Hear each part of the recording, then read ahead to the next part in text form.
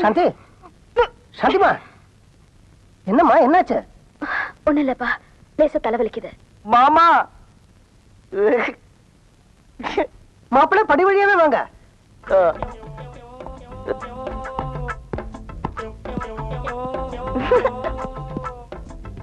என்ன மாப்பிள்ளை, என்ன விஷயம்? போக மாமா, வெக்கமா இருக்கும். 2 மாசம் முன்னாலே எனக்கு தெரியும். 15 நாளா சொல்லலாம் இருந்தேன். என்ன சொல்லலாம் இருந்தீங்க? 3 மாசம் கர்ப்பிணி. என்னது? போடி.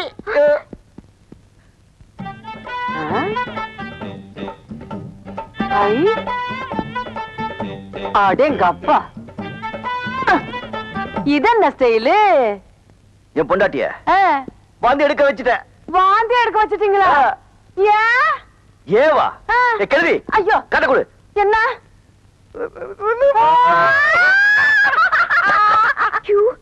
எங்க வாய் தரங்க, வாய் தரங்க.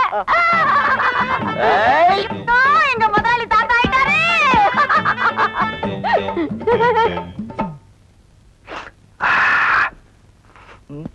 இது கோவப்பட வேண்டிய விஷயம் இல்லம்மா, வெக்கப்பட வேண்டிய விஷயம். பாரு மாப்பிள்ளையே எப்படி வெக்கப்படுறாரு. நேத்துல இருந்து எனக்கு தலைவலி. இது பித்த வாந்தி. இது பித்த வாந்தியா இல்ல மத்த வாந்தியான்னு டாக்டர் தான் முடிவு பண்ணணும். உங்ககிட்ட என்னால சொல்ல முடியாதுப்பா. என்ன நீங்க நினைக்கிற மாதிரி எங்களுக்குள்ள ஒண்ணும் நடக்கல.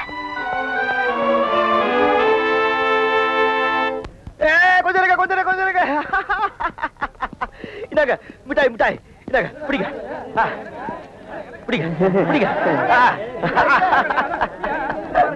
அண்ணே, என்னென்ன நீங்க விசேஷம்? ஐயோ, வெக்கமா இருக்கு. என்னென்ன சொல்லுங்க அண்ணே, சொல்லுங்க. உங்க முதலாளி, என் பொண்டாட்டி, என் அன்பு மனைவி. என்ன தெரியலையே. புரியலையா? புரியல? தெரியலையே. 3 மாசம் சாகும் வரை உண்ணாவிரதம். மனைவியை எதிர்த்து புருஷன் போராட்டம். மதிப்புக்குரிய கம்பெனி முதலாளி சாந்தி கிருஷ்ணன் அவர்களே, நான் இப்ப பேசுறது நீங்க கௌரவமா கேட்கணும்னு மிக பணிவுடன் கேட்டுக்கொள்கிறேன். 50 வயசுக்கு மேல உள்ளவங்களே வேலை விட்டு தூக்கறதா நீங்க முடிவு பண்ணிட்டீங்க. 50 வயசுக்கு கீழே இருக்கிற நாங்க அவங்களுக்காக போராட முடிவு பண்ணிட்டோம். இந்த போராட்டத்தை உங்க ஃபேக்டரிக்கு முன்னாலேயோ கம்பெனி முன்னாலேயோ வச்சிருக்கலாம். ஆனா அப்படி வச்சிருந்தா நீங்க அந்த பக்கமே திரும்பி வராம வீட்டு வசதியா இருக்குன்னு சொல்லிதான் இந்த போராட்டத்தை உங்க வீட்டுக்கு முன்னால நடத்த முடிவு பண்ணிட்டோம். ஹலோ போலீஸ் ஸ்டேஷன் சார், எங்க வீட்டு முன்னால ஒரு கூட்டம் உண்ணாவிரதம் இருக்கு. அது நீங்க தான் கிளியர் பண்ணணும். ஏன்பா நம்ம இப்படி எல்லாம் பண்றதுனால இந்த கம்பெனியை திறந்துருவாங்கன்னு நீ நினைக்கிறியா? ஏன் திறக்க மாட்டாங்க? இல்ல, போற போக்க பார்த்தா வார கணக்குல திறக்க மாட்டானுங்க போல் இருக்குதே. வார கணக்கு என்ன, மாச கணக்கானாலும் நாம எல்லாம் இங்கதான் இருப்போம். எது மாச கணக்குலையா? இந்த பாருப்பா, இந்த உண்ணாவிரதம் எல்லாம் இருந்து எனக்கு பழக்கம் இல்ல. உனக்கு உண்ணாவிரதம் இருக்கணும் அவ்வளவுதானே. நான் வீட்லயே இருந்துட்டு போறேன், என்ன விடு. இத பாரு, கம்பெனி திறக்க வரைக்கும் யாருமே இங்கிருந்து நகரவே கூடாது. நகர்றதா? எங்க இருந்து? அவன் இடத்துல அப்படியே ஐக்கியமாகிடுவோம். பாடியிலிருந்து லைட்டா பேட் ஸ்மெல் வரும். ஏற்கனவே ஒரு பாடியிலிருந்து லைட்டா வருது. கார்பரேஷன் லாரிக்காரன் வந்து மொத்தமா எல்லாரையும் கொண்டு போய் கொட்டி எரிச்சிருவான். இதெல்லாம் எனக்கு முன்னாலேயே தெரியாம போச்சு. தெரிஞ்சிருந்தா ஏதாவது ஒரு காரணத்தை சொல்லி 1 மாசம் லீவ் போட்டு ஓடி போயிருப்பேன். போலீஸ் வருதுப்பா, உண்ணாவிரதத்தை கலைச்சிருவான். இங்க இரு, ஒரு நிமிஷம். ஏற்கனவே கொலை பட்டினி, இதுல போலீஸ் அடி வர தாக்கணுமா? எல்லாம் ஒன்னால வர்றது. 50 வயசுக்கு மேல உனக்கு வேலை வேணுமாடா? கம்மு நாட்டிங்களா? கம்பெனில கொடுக்குற பணத்தை வாங்கிட்டு போக வேண்டியதாடா. உண்ணாவிரதத்துக்கு இடம் செலக்ஷன் பண்ணிருக்கான் பாருங்க ஐயா. ஒரு டீ கடை, ஒரு மண்ணு கடை, ஒரு மசாலா வடை கூட வாங்கி திங்க முடியாத இடம். எல்லாரையும் கொல்றதா இவன் முடிவு பண்ணிட்டான்ப்பா. மிஸ்டர், என்ன இங்க கலாட்டா பண்ணிட்டு இருக்கீங்க? கலாட்டா இல்ல சார், இது எங்க கம்பெனி தொழிலாளர்களோட உரிமை பிரச்சனை. இத பத்தி ஏற்கனவே கமிஷனர் கிட்ட, கலெக்டர் கிட்ட, லேபர் மினிஸ்டர் கிட்ட எழுதி போட்டு பர்மிஷன் வாங்கியிருக்கோம். பாருங்க சார். என்ன கமிஷனர் பேசினாரு, இவங்களுக்கு ப்ரொடெக்ஷன் கொடுக்க சொன்னாரு. நம்ம ஸ்டேஷன்ல இருந்து 2 பேரும் டே நைட் இங்க காவலுக்கு இருக்க சொன்னார் சார். அவங்கதான் உண்ணாவிரதம்னு பட்னியா இருக்கிறாங்க. நீங்க ஏன் பட்னியா இருக்கணும்? வந்து சாப்பிடுங்க, சாப்பாடுலாம் ஆறி போகுது. நான் ஏன் பட்னியா இருக்கணும்? 4 வேளையும் சாப்பிட்டு போறேன். வா ஐயா, வாங்க. விடுப்பா, எங்கேயும் போகல. எடுத்து பாத்துருவிய. காரி குழம்பு வாசனை வருதுப்பா. அடே,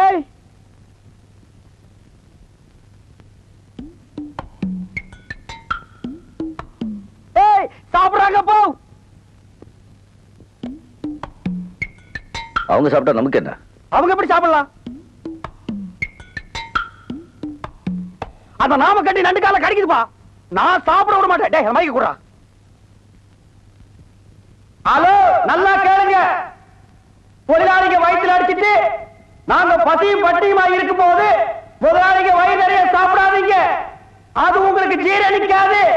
ஏம்மா அவங்க கிடக்குறாங்க, நீ போய் சமயக்கட்டுல உட்காரு, நான் பேசஞ்சு எடுத்து வரேன் போ. இத புடுறா. ஏய் மைக். ஏய் குருவி கொண்ட ஸ்டாப்.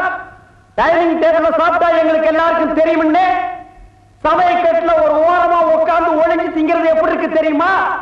நான் தெருவுல பிச்சை எடுத்து வந்து திங்கிற மாதிரி இருக்குது. அம்மா எனக்கு வேண்டாம். இவன இருடா வர்றேன். டேய் புடுறா. டேய் நாட்டோட தலையா, நல்லா கேட்டுக்க. உண்ணாவிரதம் உங்களுக்கு தான், எங்களுக்கு இல்ல. நாங்க என்ன பண்ணாலும் தின்போம். அதை கேட்கறதுக்கு நீ யாரு? இந்த பாரு, அவங்களோட சேர்ந்து கத்தாம ஒழுங்கா மரியாதையா சமயக்கட்டு பக்கமா வந்தீங்கன்னா மீன் குழம்பு, கோழி குருமா, அவிச்ச முட்டை, நண்டு வறுவல், காடை, கவுதாரி எல்லாம் சமைச்சு வச்சிருக்கேன். வந்து வாங்கி முழுங்கிட்டு போ. அதை விட்டுட்டு அனாவசியமா கத்துன அப்புறம் முழுங்கறதுக்கு வாயில எச்சி கூட இல்லாம போயிடும். டேய் இத புடுறா, நான் வரேன்.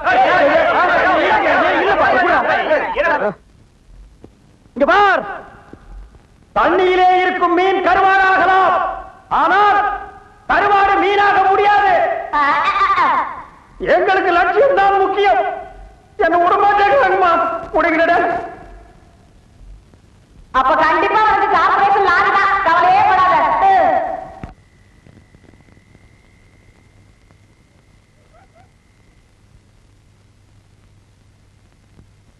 ஏன்பா எல்லாரும் தூங்கிட்டானுங்க. நான் மட்டும் போய் ஏதாவது கடை திறந்திருந்தா நம்ம 2 பேருக்கு மட்டும் சாப்பிடறதுக்கு ஏதாவது வாங்கிட்டு வரட்டுமா? நான் இங்க உட்கார்ந்ததே தப்பு.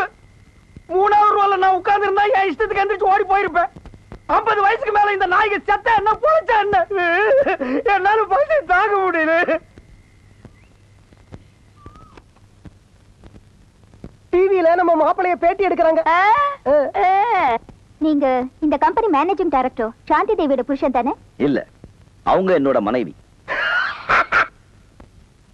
எப்படி உங்க மனைவியை எதிர்த்து உங்களால போராட்டம் நடத்த முடியுது? மனைவியை எதிர்த்து இல்ல, முதலாளியை எதிர்த்து, அவங்க கொள்கையை எதிர்த்து. நீங்க இப்படி பண்றதுனால உங்க முதலாளிக்கு நஷ்டம் வராதா? அவங்களுக்கு லாபம் இருக்கிறதுனால தான் கம்பெனியை மூடுறாங்க. தொழிலாளர்களுக்கு கஷ்டம் இருக்கிறதுனால தான் நம்ம போராட்டத்தை நடத்துறோம்.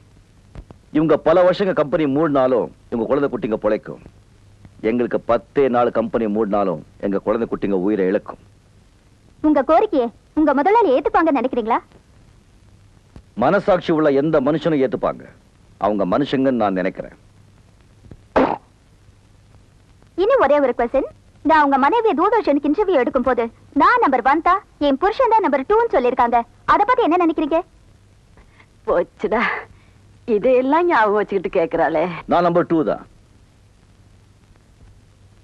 நீங்க நம்பர் 2வா? எஸ்.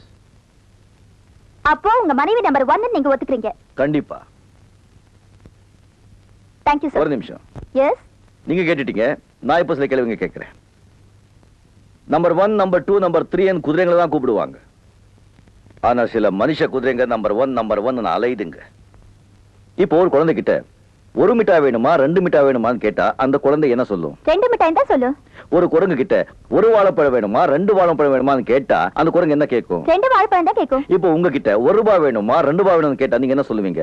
2 ரூபாய் தான் கேட்பேன். அப்போ 1 பெருசா 2 பெருசா? 2 தான் பெருசு. அப்போ நான் தான் பெருசு. அப்படி படுத்தாக்க பிரமாதம். தூள் மாப்பிளை பிடிச்சிட்டீங்க. Excellent sir. Thank you.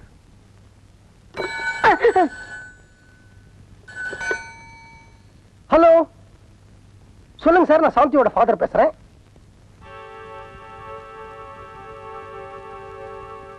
யாருப்பா? லேபர் மினிஸ்டரோட பிஏ பேசுனாரு. மினிஸ்டர் ஒரு நாளைக்கு தான் டைம் கொடுத்திருக்காரு. நாளைக்கு கம்பெனியை நீ திறக்கல, நாளைக்கு கவர்மெண்டே கம்பெனியை திறக்கும்னு சொல்லிட்டாரு. அது எப்படி அவங்க திறப்பாங்கன்னு நானும் பாக்குறேன். சாந்தி, அனாவசியமா கவர்மெண்டோட விளையாடாத. யார் யார்கிட்ட விளையாடுறாங்கன்னு அவங்களும் தெரிஞ்சுக்கிட்டோம். சாந்தி, என்னப்பா சத்தம் போடுறீங்க? நீங்களும் தொழிலாளிங்க பக்கம் சேர்ந்துட்டீங்களா? அம்மா, தனிப்பட்ட ஒரு மனுஷனை பழிவாங்க நீ எடுத்த முடிவு தப்புன்னு நான் மட்டும் இல்ல, இந்த நாடே சொல்லுது. அத பத்தி எனக்கு கவலை இல்ல. நான் அவரை ஜெயிக்கணும்.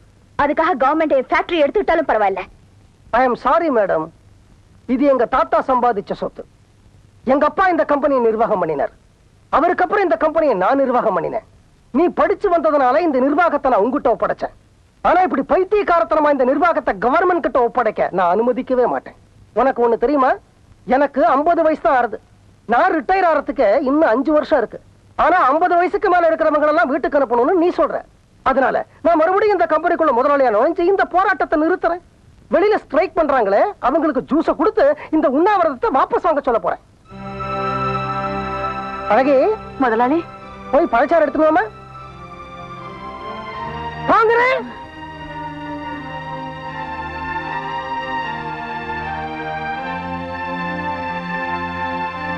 அட ஜூஸ் இந்தாங்க. இந்த ஜூஸ குடிச்சு போராட்டத்தை கைவிடுங்க. யாரையும் வேலையை விட்டு எடுக்க மாட்டோம். நாளைக்கு காலையில எல்லாரும் வேலைக்கு போங்க. ரொம்ப நன்றி சார். இந்த குடி. வேணாப்பா, கோபத்துல அந்த ஐயா விஷத்தை வச்சிருந்தாரு வச்சிருப்பாரு.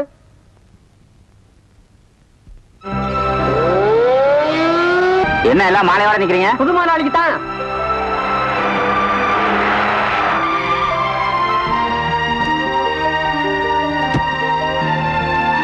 வணக்கம். வணக்கம். இது பாருங்க, எனக்கு மாலையெல்லாம் அவ்வளவு முக்கியம் இல்ல. நம்ம கம்பெனியை எப்பவும் நம்பர் 1 கம்பெனியா வச்சுக்கணும்.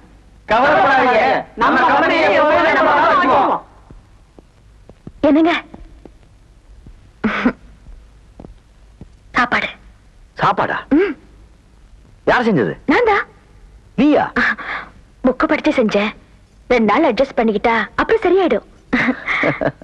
மன்னன். மன்னனா? யாருங்க? நீங்க தான். நானா? பாசத்துல மன்னன், சண்டையில மன்னன், தொழிலாளிகளுக்கு மன்னன், கட்டி பிடிக்கிறதுலயும் மன்னன். உடம்புல வலிக்குது.